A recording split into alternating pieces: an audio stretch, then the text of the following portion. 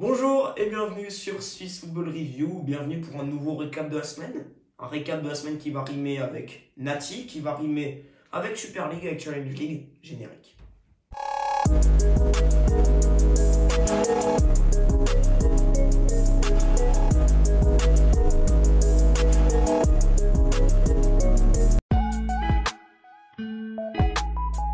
On va entamer ce récap, comme d'habitude, par de la Super League. 6 matchs au programme, évidemment, c'est logique, 12 équipes, 6 matchs. Ce week-end du 16 et 17 mars 2024, Grasshopper recevait Saint-Gall. Duel pour Saint-Gall, match important pour viser toujours le haut de tableau. Et Grasshopper qui voulait éviter un peu la mauvaise passe. Deux équipes un peu à la peine. Vraiment, si on regarde sur les 5 derniers matchs, c'est vraiment. Je crois qu'il n'y a qu'une victoire pour Saint-Gall sur les 5 derniers matchs. Pour Grasshopper, je ne suis plus tellement sûr, mais en tout cas, Saint-Gall, ça ne va pas du tout.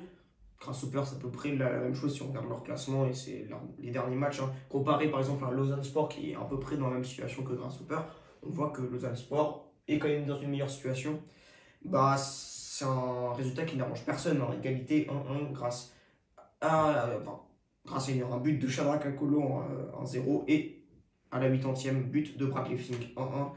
On voit quand même une nette domination quand même de Saint-Gall. 29 tirs à 15, 12 tirs à 4, mais bon, ils n'arrivent pas à concrétiser. Voilà, 12 tirs cadrés, je précise. Oui, 12 tirs cadrés, évidemment. C'était logique dans ma tête. Mais donc voilà, manque quand même de réalistes pour Saint-Gall, peut-être. C'est dommage. Ils sont quand même à la peine. C'est un peu inquiétant, entre guillemets, parce que moi, je pense les voir plus haut. Je l'avais dit, par exemple, dans le talk avec Stéphane Reyna. Moi, je pariais pour une 3e place pour Saint-Gall. On en est loin pour le moment, malheureusement. Enfin, on en est loin et pas loin, mais vu le résultat, il commence à quasiment baisser même dans la deuxième partie de tableau. C'est un peu dommage, alors que franchement, au niveau jeu, ils produisent comme un beau jeu habituellement, mais là, c'est quand même moins bien. Ouais, c'est un gars qui vit une période compliquée, c'est un gars qui fonctionne beaucoup par phase, qui peut être tantôt très très positif, tantôt très négatif. On est sur une phase plutôt moyenne là de la part des Saint-Gallois, même si il reste toujours en course pour aller chercher ce podium évidemment. Grasshopper, lui de son côté, eh bien c'est compliqué, c'est très compliqué. Je pense que à l'heure actuelle, c'est ceux qui ont le moins d'arguments à faire valoir pour le maintien entre guillemets, pour la 11e place, j'entends, ouais. en admettant que le stade de Zanouchi ne va pas créer l'exploit. C'est très compliqué pour Grasshopper actuellement. Certes, ils prennent un point aujourd'hui plutôt ce week-end contre Saint-Gall, mais ça ne les fait pas non plus tellement décoller, d'autant plus que, on va le voir après, mais Lausanne par exemple continue à faire des points et ça les propulse sur la 11e place. On le verra évidemment au classement après. Deuxième match au Parc Saint-Jacques, Bâle accueillait Winterthur et il y a eu 1-1 grâce à un super but, ouverture du score de Basile Stiller, vraiment grosse frappe, assez belle. Et un contre son camp de Souleymane Diaby à la 85e. Voilà, deux équipes. Alors Winterthur, je trouve qu'ils sont quand même dans une meilleure situation que Bâle. Bâle redescend un peu, il y avait vraiment une belle dynamique avec l'arrivée de Celestini. Là, ça redescend un petit peu aussi, je crois. Une victoire sur les 5 derniers matchs, un peu comme Saint-Gall, même si je trouve que Bâle, au global, on va dire, c'est 5, 6, 7 derniers matchs. Je trouve que Bâle est un peu mieux que Saint-Gall, paradoxalement, mais sur les 5 derniers matchs, factuellement, ils ont fait à peu près le même nombre de points. Bon, je confirmerai ça lors du visionnement du classement, parce que je suis plus sûr. Mais bref, en tout cas, égalité, moi, toute somme un peu logique quand même.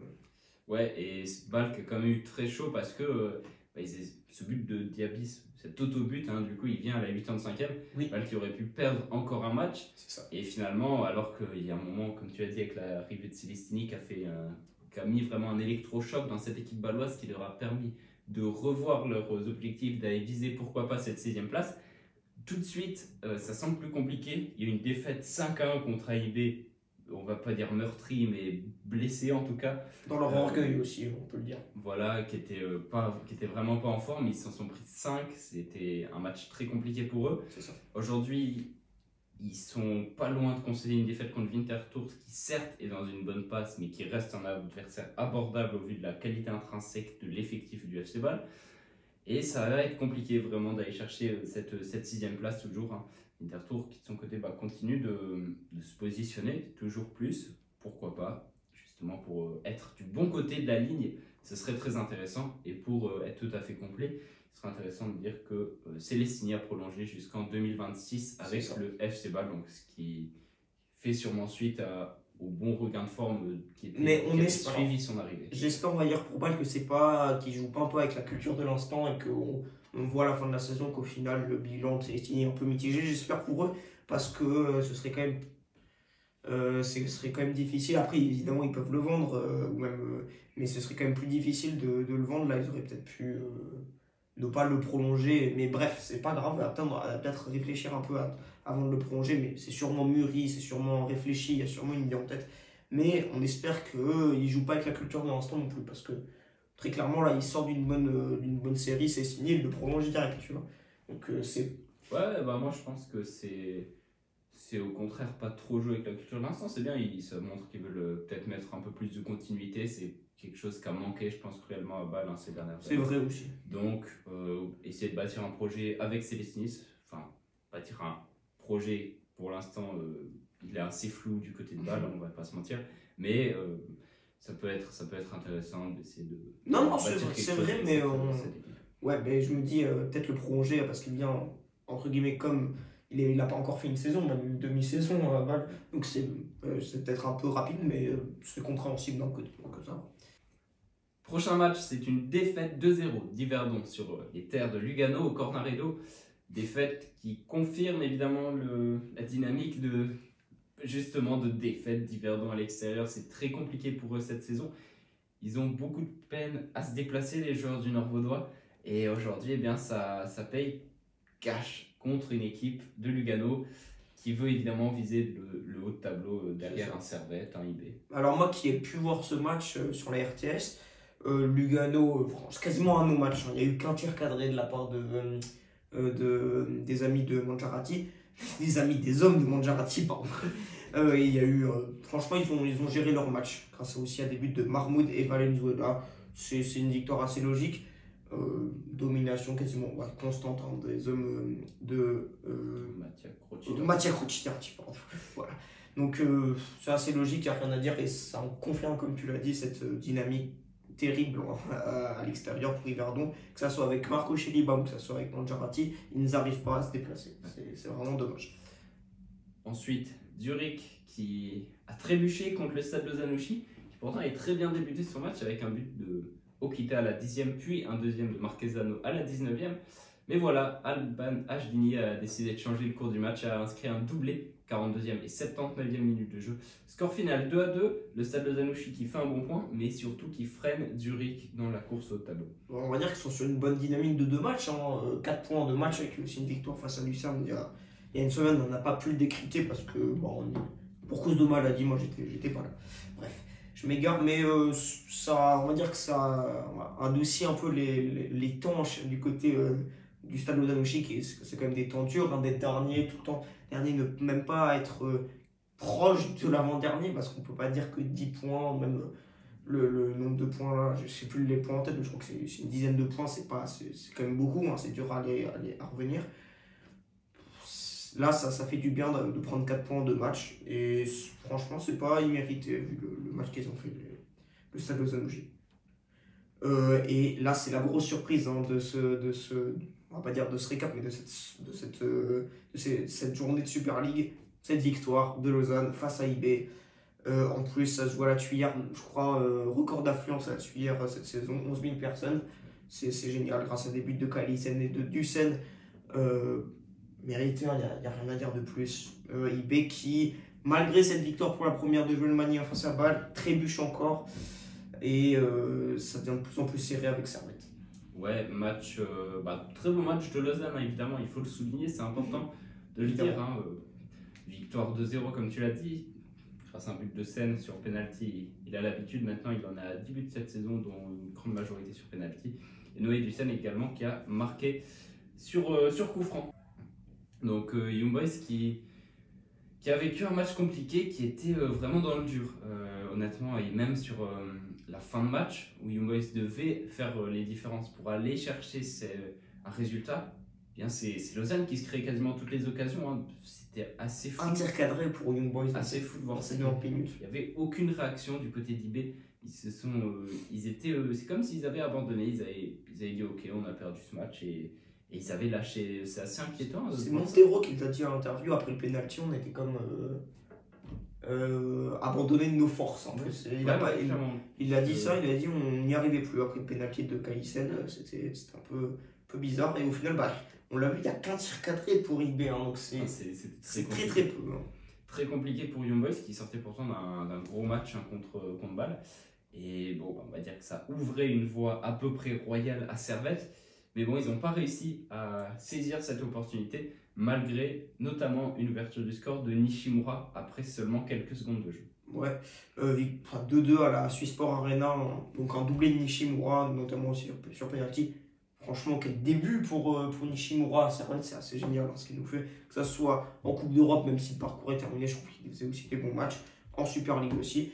C'est génial ce qu'ils sont en train de faire Weiler et que les joueurs qui viennent d'arriver, qui peuvent jouer évidemment. Je ne parle pas de Rekik qui ne peut pas jouer par exemple, ou de Diaye. Mais les joueurs qui peuvent jouer font des super bons trucs. C'est cool. Mais il y a quand même eu une réaction plus d'ordre 4 minutes après l'ouverture du score. Et Garbage à la 54e a égalisé pour Lucerne. Voilà, on va dire que ça c'est vraiment super serré hein, pour IB et Servette. Donc ça va rendre encore la fin de championnat de plus en plus intéressante. Et il n'y a pas un gros écart qui est là. Du coup, c'est cool par rapport aux années passées où il y avait toujours IB qui était loin devant. Et puis on se battait pour la deuxième place derrière. C'est un peu ça. Là, il y aura une vraie course au titre et c'est intéressant de la voir. Ouais, c'est sûr. En plus, Servette, la situation elle ne change pas trop hein, depuis quelques temps. Ils sont toujours à la lutte pour la première place. Aujourd'hui, ils reviennent à hauteur de points de Young Boys grâce à cette égalité et la défaite en simultané des Bernois. Donc, égalité au classement au goal average, ils restent quand même derrière. Mais on voit que Servette pourrait, pourquoi pas, aller chercher la tête du championnat très prochainement. Dans l'état actuel des choses, on se répète, mais pour moi, Servette est en position de favori. On va passer au classement justement en Super League qui s'affiche sur votre écran comme d'habitude. C'est bien ce que je pensais. Alors j'étais pas sûr, mais il y a bien 10 points entre le Stade Lausanne-Ouchy et Grasshopper, c'est bien ce que je pensais. Égalité, 2 points entre IB et Servette. Lugano qui n'est qu'à 8 points de Servette. Donc puis ils sont à 3 points de Zurich. Donc on va dire qu'ils se confortent un peu dans cette troisième place. Saint-Gall est à 2 points de Zurich. Et est à égalité de Vinti qui est 6ème. Après, on a Lucerne qui est à 38 points, à 3 points de Winterthur. Yverdon qui, on va dire, il y a un plus gros écart entre Lucerne et Yverdon à 5 points. Et puis, nos amis lausannois et Bâlois qui sont à égalité. Grasshopper qui a 2 points de Bâle et le Stade Lausanne-Ouchy qui ferme leur marche à 20 points. Exactement, on voit des équipes comme Lugano qui sont globalement sur une très bonne phase avec 4 victoires consécutives. En Super League, le fait qu'ils aient peut-être plus les Coupes d'Europe, ça les aide certainement aussi hein, au niveau de la fatigue par exemple, des choses comme ça. Et puis voilà, sinon derrière Zurich qui continue une phase à peu près moyenne, qui reste là. Saint-Gall aussi phase assez mitigée. Hein. Et Winterthur qui continue de faire des résultats pas mal de matchs nuls, mais aussi globalement des bons résultats pour Winterthur qui continue sur sa lancée dans le haut de tableau. C'est ça. Lucerne qui est peut-être la dernière équipe à pouvoir vraiment prétendre sérieusement à cette 6ème place. Pour Yverdon, Lausanne et Bâle, on commence à voir compliqué. Le premier et le deuxième partie de tableau. Ça se dessine dans nos esprits et on commence à mettre quelques billes pour qui va terminer premier de tableau, deuxième du bas de tableau. Enfin, je sais pas, c'est des petits billes dans ma tête. Je commence à faire mes paris. Je vais pas les sortir maintenant parce que j'ai peur de me tromper. Du coup, on verra bien dans la phase à élimination, la phase à relégation et la phase à champion, je sais pas comment on dit. Oui, ça marche.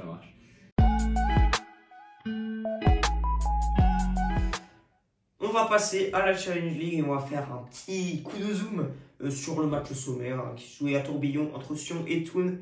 Et là aussi, il y a une course au titre. C'est aussi très intéressant. C'est une similitude avec la première division. Sion a perdu face à Thun grâce à des buts de Good Boob et Nicolas Sutter. Une réduction du score, évidemment, de Reto de Ziegler. Et Qui malheureusement. avait égalisé. Oui, qui avait égalisé, c'est vrai, juste. À la 34e sur penalty. Voilà, c'est une course titre pour nous. Bon, pour nous Valaisans, on aurait préféré qu'il y ait une large avance de Sion, mais bon, c'est assez intéressant, ça met du suspense, c'est cool. Euh, Aussi, petite précision, Toon avait terminé à 10 dans les dernières secondes de jeu. Voilà. Exactement, je précise juste, c'était pas la 34e, mais à la 39e, le penalty de Tigler. Moi, j'ai mal lu. Qui change pas grand chose. Qui change pas grand chose, mais voilà, j'ai lu 34e, j'ai dit 34e, je me suis trompé. Voilà, donc Sion et Toon, match assez terne, hein, pas énormément d'action, même si il y a quand même 3 buts au final. Et dommage pour Sion qui du coup voit Toon revenir à 2 petits points. Assez surprenant, c'est pas forcément la trajectoire qu'on imaginait pour cette fin de championnat, mais ça va rendre tout ça assez palpitant. Alors on verra, mais en tout cas... je mets quand même une petite bille sur Sion, moi de mon côté. Je suis d'accord. Mais j'ai l'impression que Sion est plus régulier que face à Toon. Toon est totalement le chat noir de Sion cette saison parce qu'ils ont perdu 2 fois et fait une égalité. Ils ont pris 1 point sur 3 matchs. Alors que 7 points pour Toon sur 3 matchs face à Sion. Donc voilà, j'ai quand même l'impression que Sion, mis à part ça, est plus régulier que Toon. Voilà, donc petite pastille sur Sion pour on va dire le champion de Challenge League. Sinon, pour les autres résultats, le Stade Lyonnais s'est imposé 3-1, ça va leur faire beaucoup de bien. C'était globalement sur une phase assez négative ces derniers temps. Xamax a fait égalité contre Ville 0-0. Arro s'est imposé à Baden sur le score de 2-0. Et Chafouz a battu Belinzone 2-1. Voilà, pour être tout à fait complet sur cette journée. On va passer à notre rubrique des Suisses à l'étranger. Maintenant, on va commencer par Akanji et Manchester City qui ont battu Newcastle de Fabian Schär, victoire 2-0. Exact. Kobel qui jouait également ce week-end, enfin pas ce week-end du coup, cette semaine. Plutôt, c'était contre le PSV en Champions League, victoire 2-0, il n'a pas joué. Ce week-end, c'était meilleur dans les cages de Dortmund. Donc, voilà. Face à Francfort, pour une victoire 3, petite précision. Zakaria, malheureusement, qui s'est fait exclure pour un match de Ligue 1 face au Lorient de Yvon Mvugo, 2-2. Voilà. Xhaka qui continue ses belles performances avec le Bayer Leverkusen qui reste invaincu, victoire 3-2 ce week-end en Bundesliga contre Freiburg. Et plus tôt en semaine, victoire 3-2 contre Karabakh également en Europa League. A noter qu'ils étaient menés 2-0 et qu'ils ont marqué le but du 2-2 et du 3-2 par Patrick Schick. J'ai plus les minutages exacts en tête, mais c'était les 2 buts ont été marqués dans le temps additionnel, donc remontée assez folle du Bayer Leverkusen. C'est marrant. Okafor était titulaire face à l'Hellas Vérone pour une victoire 3-1 et victoire aussi 3-1 face au Slavia Prague en Europa League. Malheureusement, il était remplaçant. C'est ça. Elvedi qui a fait 1-1 contre Heidenheim en Bundesliga. Avec le Borussia Mönchengladbach. Endoy et Freuler avec Bologne ont battu Empoli pour une victoire 1-0 et Ebischer est rentré en jeu. Jordan Lotomba et son équipe de l'OGC Nice se sont imposés 3-1 face au RC Lens de Brice Samba. Voilà, il n'y a pas de Suisse à Lens, donc on va citer un autre joueur. Ça fait du bien, je pense, pour Nice qui est vraiment dans une période très très compliquée. C'est un peu marrant parce qu'ils font un peu miroiter à leurs supporters une bonne saison avec ce très très bon début de saison. Je crois que ça se répète un peu chaque saison et au final, en deuxième partie de saison, c'est beaucoup moins bien. Donc voilà, c'est un peu dommage pour Nice qui visait un peu l'haut de tableau et là qui sont un peu cantinés un peu à la 6-7e place, je crois. Voilà, bref. Tsesiger et Wolfsburg ont perdu 3-1 face à Augsbourg de Mbabou et de Vargas. C'est ça, les 3 étaient titulaires au coup d'envoi. Jan Sommer et l'Inter ont fait 1-1 ce week-end contre le Napoli et ont été éliminés de la Ligue des Champions, un peu à la surprise générale, on va dire. Ils étaient favoris contre l'Atlético Madrid. Ils se sont fait sortir au penalty. Et puis, j'en profite pour placer ton pronostic sur l'Inter champion d'Europe. Voilà, c'est terminé, c'est vrai. C'est fini. Je suis bon en pronostic. Hein. Voilà. J'ai été très surpris, franchement. Moi qui suis bien la Liga parce que j'adore Barcelone, je ne voyais pas du tout l'Atlético Madrid. Pour moi, c'était le tirage parfait pour l'Inter. Et au final, l'Atlético Madrid nous surprend en Ligue des Champions, alors qu'en Liga, ils sont 4e. Donc voilà. Non, même 5e, ils sont fait passer par l'Athletic Bilbao, je crois, ce week-end. Bref, voilà, mon pronostic est faux. Voilà. Qu'est-ce que je voulais dire de plus? On va passer maintenant à Omer Rakic qui a reçu une belle fessée de la part du PSG avec Montpellier, défaite 6-2, ça fait très très mal. Ouais, c'est sûr que là, pas une très belle soirée pour lui, d'autant plus qu'il joue en défense, donc un peu compliqué. Eric Schoenert avec Nantes a lui marqué un but, mais bon, ça n'a pas empêché la défaite de son équipe, les Canaries qui se sont inclinés sur le score de 3-1 face à Strasbourg. Rodriguez et le Torino ont battu l'Udinese 2-0.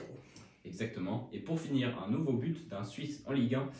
C'est Vincent Siro qui a marqué sur penalty contre l'OL. Encore une fois, ça n'a pas suffi à aller chercher la victoire. Défaite 3-2 contre justement le club, de, par exemple, Jean-Michel Aulas par le passé. Bravo. On va continuer avec notre page sur la Nati. On va vous présenter maintenant la sélection de Murat Yakin et notre avis sur la sélection aussi. Et on fera aussi des vidéos un peu plus détaillées pour analyser le match face au Danemark et le match face à l'Irlande. On va commencer dans les buts avec 4 gardiens, Kobel, Mvogo, Sommer et Von Balmos. Donc Von Balmos qui arrive un peu en renfort car Kobel est incertain. Il revient de blessure, donc il faut un 3e gardien, un 4e gardien pour assurer le coup si Kobel se blesse. Ensuite, on a en défense centrale un Akanji, Tchemer, Elvedi, mais aussi Tseziger ou Cher et Omer Rakic. Je ne l'ai pas dit, mais on a donc 6 défenseurs centraux ainsi que 4 latéraux. J'ai considéré Ricardo Rodriguez comme un latéral, étant donné qu'il joue en tant que piston gauche dans un 3-5-2 du côté du Torino. Donc Rodriguez, Garcia, Mbabou et Widmer donc, seront les élus pour ces postes de latéraux. Il me semble que ça se rapproche quand même passablement de ce qu'on avait prédit sur notre vidéo pour le poste de latéral. Ouais. Il me semble que c'est ça que j'avais choisi comme configuration. On avait choisi les 3 mêmes après. Dans les titulaires, on n'avait peut-être pas choisi les mêmes. Mais donc pour une fois au niveau des latéraux, ça me paraît plutôt pas mal du côté de la défense. Au milieu et en attaque, encore du beau monde. Ebicher, Bisling, Freuler, Ndoye, Siro, Shaqiri, Zakaria et Chaka, on va dire à peu près pour le milieu. Et ensuite on a... Ah pardon. Ouais, je voulais faire... Oui, c'est pas grave. Je pensais que tu venais dans l'ordre de la lecture. Et puis ensuite on a quoi? On a en attaque du Hamdouni, du Derek Kuteza qui va chercher sa première sélection, tout comme Vincent Siro, je ne l'ai pas dit mais c'est à souligner, du Dan Ndoye, du Ruben Vargas, du Noah Okafor, mais aussi du Renato Steffen qui fait de la résistance et qui est toujours là. Si vous suivez notre chaîne depuis un petit moment, je l'avais mis titulaire dans notre draft parce que j'avais pas assez d'argent, Vincent Siro, dans notre draft suisse.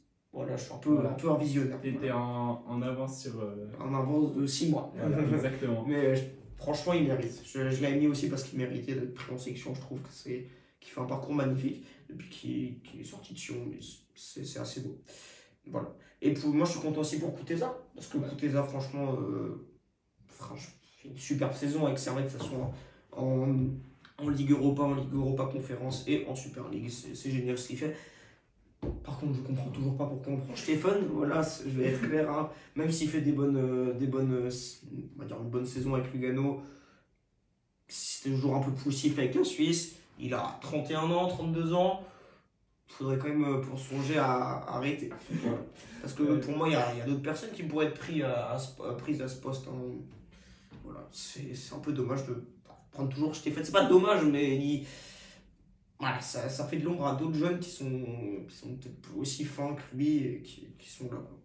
Ouais, qui ont peut-être un plus grand potentiel de progression. Et puis voilà, à l'heure actuelle, Stéphane, c'est pas non plus le granit Xhaka qui est un joueur absolument incroyable dont on ne peut pas se passer. Je pense que je vois ce que tu veux dire à ce sujet. Je sais Renato Steffen en sélection, c'est un sujet qui t'embête depuis pas mal de temps. Donc... Ouais, c'est ça, mais surtout qu'on l'a vu sur la dernière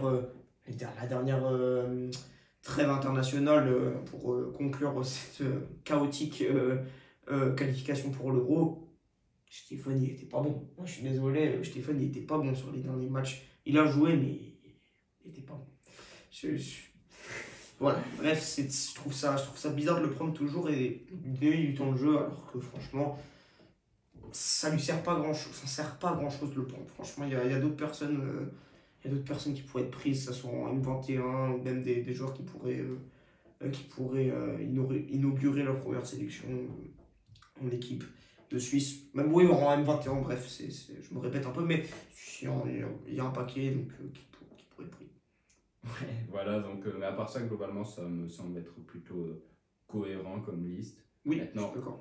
de toute façon, c'est pas là qu'on attend la Suisse au tournant. Ça, la liste, on pouvait à peu près s'y attendre. Elle est maintenant- classique, on va dire. Exactement. Assez classique. Il y a quand même une ou deux petites surprises, hein, des Oui. sirops, des Kuteza. Mais ça, c'est cool, tu vois. C'est cohérent, pas c'est cohérent avec la situation actuelle, ce qu'ils font en club. Puis même Stephen, c'est classique. Il est prêt à chaque fois. Du coup, je suis pas étonné, même si je trouve que voilà, ça a fait son temps. Sinon, elle est bonne. Hein. Cette section est bonne. Sinon, il n'y a quasiment rien à dire. Ouais, maintenant, ce qu'on attend, donc, ce sera les matchs, hein, évidemment, où on pourra vraiment mesurer un peu l'état de forme et la cohésion entre tous ces joueurs. Ce sera très, très intéressant à suivre. En tout cas, voilà ce récap qui touche à sa fin. Merci de nous avoir suivis une nouvelle fois. Un récap de durée, on va dire, classique. Oui. Merci. Si vous êtes encore là, n'hésitez pas à liker, évidemment, à vous abonner, à commenter si vous avez évidemment des choses que vous voudriez nous transmettre, des idées ou quoi que ce soit, hein, des recommandations. Allez-y, il n'y a aucun souci, on lit tout. Et si c'est pertinent, si c'est constructif, on répond évidemment. Ouais. Donc voilà, merci de nous avoir suivis. Vous pouvez nous suivre sur Instagram, sur YouTube, vous y êtes. Voilà. Ou sur TikTok aussi, même si on Ouais, ne pas des masses. Ce sera peut-être moins intéressant. Si vous voulez voir du vide aussi, allez sur notre compte Twitter. Merci. Ouais, c'est ça, vraiment. Mais ouais, très cool, merci de nous avoir suivis. En attendant, on se dit très certainement, peut-être pas. On se dit peut-être avant la semaine prochaine, parce qu'on va peut-être faire des vidéos sur l'équipe de Suisse. On verra tout ça. C'est ça. Mais au plus tard, à la semaine prochaine pour le prochain récap. Allez, ciao, ciao. Ciao, ciao.